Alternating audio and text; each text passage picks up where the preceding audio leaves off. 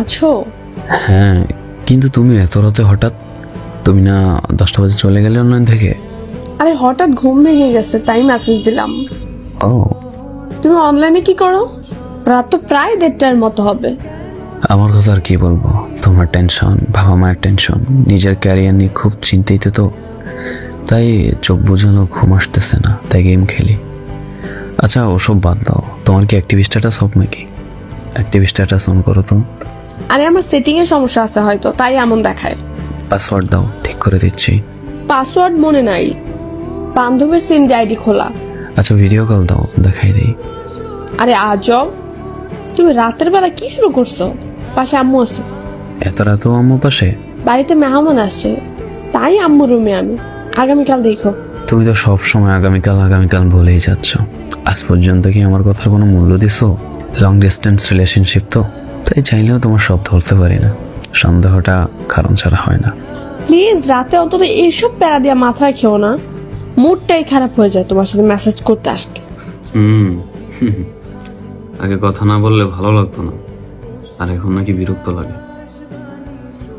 আমি কোনো শখের কিংবা মন ভালো হওয়ার কারণ নই, সেটা আমি জানি।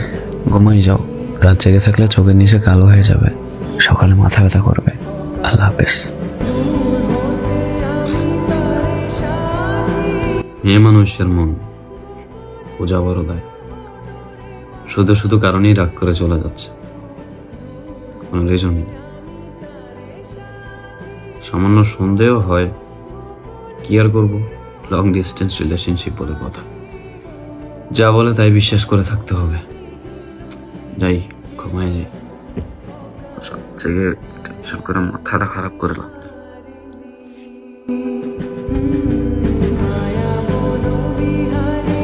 হ্যালো ভাই। জি ভাই বলেন। আমি সোজা কথা বলতে পছন্দ করি, তাই সোজাই বলে দিচ্ছি। হ্যাঁ বলেন। গতকালকে আমি আমার গার্লফ্রেন্ডের মোবাইলে আপনার ছবি দেখছি। আপনার গার্লফ্রেন্ডকে? আপনার খালাতো বোন। আমার খালতো বোন নেই ভাই। তনু আপনার খালাতো বোন না? শালা আমার খালতো ভাই বানাই দিল। না না ভাইয়া, ও আমার খালতো বোন হইতে যাবে কেন? যাই হোক, ওর সাথে নাকি মাঝে মাঝে আপনার কথা হয়, তাই বলে দিচ্ছি ওরে আর কখনো মেসেজ দিবেন না। নেক্সট টাইম মেসেজ দিলে খারাপ হবে বলে রাখলাম। ভাইরে, ক্ষমতার ভাই আমরা দেখাইস না। যার সাথে কথা বলতে বারণ করতেছ, সেখান থেকে আমি নিজেই ওর সাথে কথা বলা বন্ধ করে দেব, শুধু কয়েকটা প্রশ্ন উত্তর দিলে। করেন কি প্রশ্ন? প্রথম, আপনাদের রিলেশন কতদিনের? 2.5 মাসে ও আমাকে পছন্দ করত, আর আমি কলেজে পড়ি আর ও স্কুলে পড়ে। আসতে যেতে দেখা হতো, তারপর একদিন আমাকে সে প্রপোজ করে।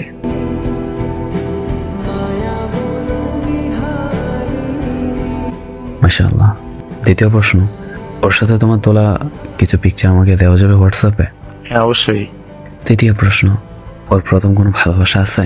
না, আমি ওর প্রথম ভালোবাসা। তবে শুনছি আপনি নাকি ওর পছন্দ করেন, তাই মাঝে মাঝে অনেক জ্বালাতন করেন, তাই রাগ হয়ে মেসেজ দিলাম।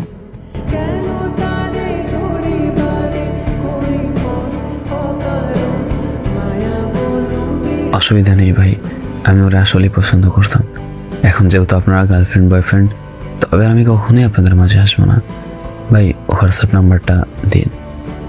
সন্দেহটা তখনই হয়েছিল যখন অ্যাক্টিভ স্ট্যাটাস অফ ছিল তার। আরে বেড়ে মানুষ, তোরে বিয়ে করার টেনশনে দিনের পর দিন শুকিয়ে কাতর হয়ে যাচ্ছি, আর তুই অন্য ভাতার নিয়ে ঘুরতেছিস, মজা নিচ্ছিস। নিজের ভালো থাকার জন্য যে মানুষগুলো অন্যের ভালো থাকা কেড়ে নেয়, তাদের প্রতি আমাদের মন ভরা কিনা জন্মাক।